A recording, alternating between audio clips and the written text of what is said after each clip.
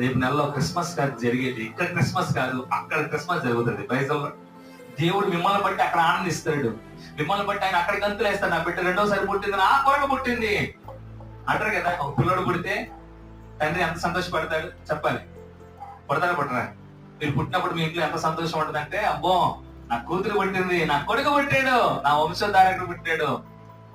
దేవుడు కూడా అంటాడు, నా కొడుకు, నా కూతురు ఈ రోజే పుట్టింది, ఆత్మ మూలంగా పుట్టింది, నా వాక్యం పుట్టింది ఈ రోజున. కాబట్టి అక్కడ విధి చేస్తాడు. దేవుడికి స్తోత్రం కలుగును గాక. కాబట్టి దేవుని బిడ్డలారా, శరీరానుసారమైన జీవితము కొంతకాలమే. ఆత్మ మూలంగా పుడితే అది ఖచ్చితంగా దేవుని సన్నిధిలో గొప్ప విందు కలుగుతుంది. కాబట్టి ఈ రోజున మనమంతా కూడా నూతనంగా దేవుని సన్నిధిలో పుట్టాలి. Praise the Lord. హల్లెలూయా.